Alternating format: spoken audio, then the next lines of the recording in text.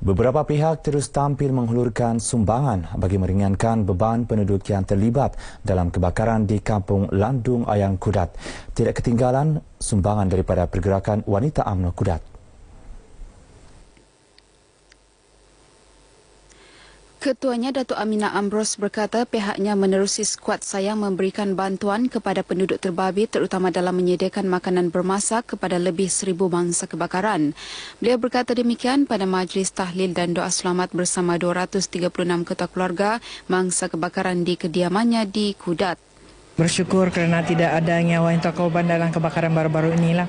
Dan sembana Nisfu Syaban juga kita sama-sama kerana mereka tidak ada lagi rumah untuk mengadakan tahlil. Kebetulan juga Datin, Datu, kenduri bulan Ramadan. Jadi terus kami dipanggil ke sana, suruh datang kemari, dicamput sambil yang beri sumbangan lah. Yalah, terima kasihlah. Kamu pun lagi dari semua NGO, kerajaan, semualah. Terima kasih banyak-banyak. Saya merasa senang hati bantuan ada. Mungkin meringankan saya punya apa yang belanja ke apa kan.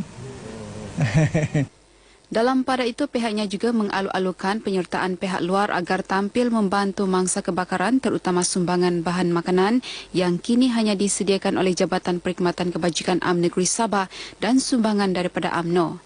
Sementara itu, sejumlah RM5,000 disumbangkan Yayasan Vendor Bahanda kepada Tabung Bencana Sekolah Kebangsaan SK St. James Kudat bagi membantu pelajarnya yang terlibat dalam kebakaran berkenaan. Ia merupakan permulaan kepada usaha berterusan bagi membantu pelajar terbabit agar dapat meneruskan sesi persekolahan mereka dengan sempurna. Guru Besar SK St. James Ronald Bilik berkata seramai 14 murid, 2 guru serta seorang kaki tangan keselamatan di sekolah berkenaan tinggal selai sepinggang berikutan kejadian itu. Beliau ditemui RTM pada majlis pelancaran program penyayang SK St. James Kudat. Sebanyak 28 buah bangunan Jabatan Kerajaan di Sabah telah menerima sijil perakuan bomba AFC. Ia termasuk Kompleks Bersepadu Kementerian Komunikasi dan Multimedia di Kota Kinabalu. Menurut Pengarah Jabatan Bomba dan Penyelamat Sabah, Nordin Fauzi, pihaknya akan terus meningkatkan kesedaran mengenai kepentingan FC bagi memastikan bangunan berada dalam keadaan selamat. Pemilik premis turut diingatkan agar sentiasa memastikan semua peralatan keselamatan berada dalam keadaan baik.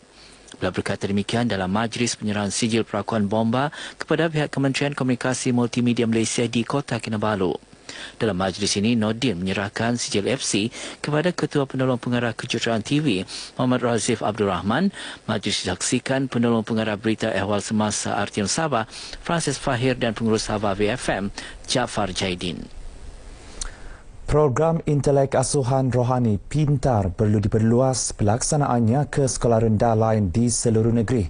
Ini kerana Pintar bukan sahaja memberi pendedahan positif kepada murid dalam menangani masalah dadah secara bijaksana, malah secara tidak langsung mewujudkan kesedaran untuk mengelak bahaya dadah.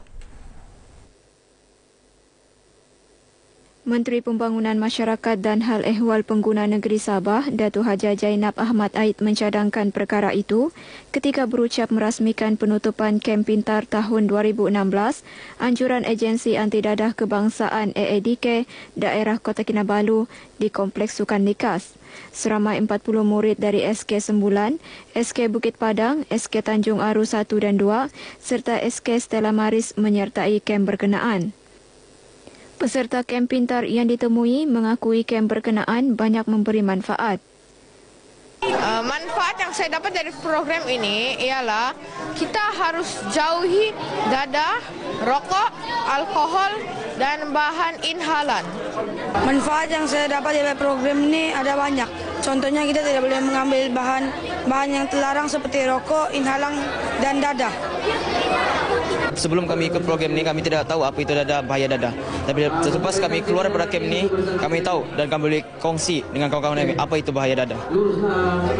Kem Pintar yang dilaksanakan sejak tahun 1998 ini merupakan program yang dijalankan di peringkat sekolah tahap rendah bagi memberi pengetahuan awal dan kesedaran kepada murid mengenai bahaya dan kesan penyalahgunaan dadah. Jabatan Pendidikan Negeri Sabah kini memberi tumpuan terhadap usaha melahirkan murid dengan 6 ciri utama yang digariskan menerusi aspirasi murid dalam Pelan Pembangunan Pendidikan Malaysia PPPM 2013 hingga 2025. 6 ciri utama itu ialah pengetahuan, kemahiran berfikir, kemahiran memimpin, kemahiran di bahasa, etika dan kerohanian serta identiti nasional. Pengarah Pendidikan Negeri Sabah, Hajah Maimunah Haji Suhaibul berkata, PPPM yang kini masuk gelombang kedua bukan sahaja perlu difahami, malah direalisasikan seluruh warga pendidikan. Mereka hendaklah menjalankan tanggungjawab, menjalankan tugas yang telah diamanahkan dan seterusnya memastikan plan aspirasi murid dalam Pelan Pembangunan Pendidikan itu dapat kita capai selaras dengan keperluan Kementerian Pendidikan Malaysia. Beliau turut menekankan konsep 2R iaitu Respect and Responsibility untuk dibudayakan seluruh warga pendidikan dalam melaksanakan tugas diamanahkan. Hajah Maimunah ditemui pemberita RTM selepas menyampaikan amanat dan surat penempatan pemangkuan pegawai perkhidmatan pendidikan grade DG 48 di Wisma Pendidikan Kota Kinabalu. Sementara itu, beberapa pegawai pendidikan yang ditemui nyata bersemangat menggalas tanggungjawab baharu sebagai penolong kanan di penempatan masing-masing. Memang cabaran itu tetap ada, tapi insyaAllah dengan pengalaman yang sudah sedia ada, saya sudah bertugas di sektor penilaian peperiksaan ini selama 5 tahun sebagai penolong pengarah dan sekarang telah diberi tanggungjawab sebagai ketua penolong pengarah. Ini adalah satu persediaan awal kerana ada pengalaman yang sedia ada lah. InsyaAllah saya akan pikul tanggungjawab ini dengan baik. Saya sebenarnya memang bersedialah dari segi apapun perjawatan yang diamanahkan terutamanya oleh pihak JPN. Saya sanggup menerima dan saya bercadang untuk kesinambungan, kecemerlangan sekolah. Memang selama ini pun sudah menjalankan tugas sebagai pentadbir secara tidak langsung. Pengalaman itu akan saya guna untuk tugas yang baru inilah. Seramai 55 pegawai pendidikan grade DG 44 yang dinaikkan pangkat kepada grade DG 48 menerima surat penempatan masing-masing. Pemegang kad debit Bank Islam Visa kini boleh menikmati perkhidmatan pengeluaran wang tunai di 53 kaunter cawangan Petronas di Sabah dan 3 di wilayah Persekutuan Labuan. Pengarah Urusan Bank Islam Malaysia Berhad Datuk Seri Zukri Samad berkata, menerusi perkhidmatan berkenaan pelanggan dibenarkan membuat pengeluaran maksimum sebanyak RM500 hingga RM2,000 sehari tertakluk kepada budi bicara kedai mesra Petronas. Lebih menarik, katanya pemegang kad juga tidak dikenakan caj bayaran bagi setiap transaksi pengeluaran. Jelasnya inisiatif ini bagi menggalakkan penggunaan kad debit dan memperluas akses pengeluaran tunai khususnya di kawasan luar bandar. Berucap sebelum Majlis Pelancaran Perkhidmatan Pengeluaran Tunai Kad Debit Bank Islam Visa di cawangan Petronas Jalan Lintas Kota Kinabalu, beliau yakin dengan beberapa kempen serta inovasi yang diperkenalkan akan dapat meningkatkan jumlah pemegang kad debit daripada 2.61 juta kepada lebih 3 juta hujung tahun ini. Terdahulu Pengarah Urusan dan Ketua Pegawai Eksekutif Petronas Dagangan Berhad, Muhammad Ibrahim Nudin Muhammad Yunus berkata, kerjasama strategik ini akan memberikan manfaat kepada Bank Islam kerana Petronas punya rangkaian terbesar di negara ini iaitu lebih 1,000 stesen seluruh negara. Petronas dan Bank Islam juga merancang untuk memperluas lagi perkhidmatan kaunter tunai ini ke semua stesen di seluruh negara pada masa akan datang. Acara Sunset Music Fest kini kembali lagi menjanjikan hiburan petang di Tanjung Simpang Mengayau Kudat pada 4 Jun ini bermula pukul 5 petang hingga 9 malam. Pengerusi Lembaga Pelancongan Sabah, Datuk Johnston Bangkuai berkata, program yang diadakan sejak 10 tahun lalu itu kini menjadi acara paling unik di negeri ini kerana persembahan diadakan dengan latar belakang keindahan alam semenaja di Laut Cina Selatan dan Laut Sulu. Malah program tahunan ini juga menjadi wadah mengetengahkan bakat para penyanyi tempatan. Kali ini pengunjung akan dihiburkan dengan persembahan artis tempatan antaranya Esther Aplonius, The Deep Buskers, persembahan ukulele pelajar SMK St. Francis Xavier Keningau, Matlan Kids and Brothers, Marsha Milan, Farhan Azizan dan Dafi. Datu Johnston berkata demikian dalam sidang media di Kota Kinabalu.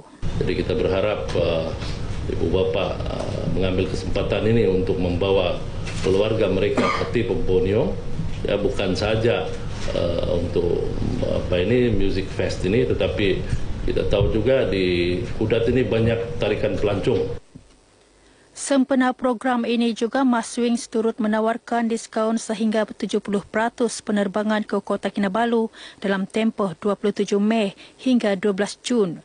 Malah pengunjung pesta juga berpeluang memenangi cabutan tiket bertuah yang menawarkan hadiah tiket penerbangan ke Sandakan, Mulu dan Tawau. Tiket untuk menyaksikan acara berkenaan dijual pada harga RM50 seorang dan percuma bagi anak di bawah 12 tahun.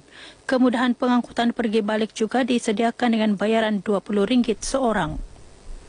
Seterusnya, kita ikuti peristiwa yang berlaku di Sabah dalam diari hari ini.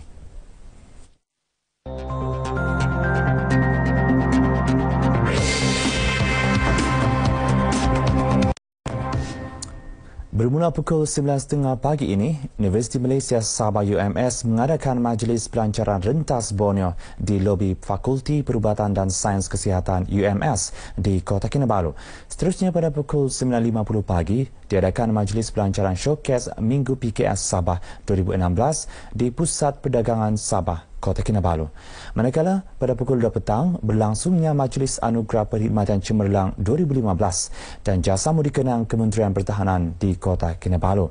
Akhir sekali jangan lupa sertai Karnival Suria yang berlangsung bermula hari ini hingga Ahad di Kompleks Sukan Kota Kinabalu.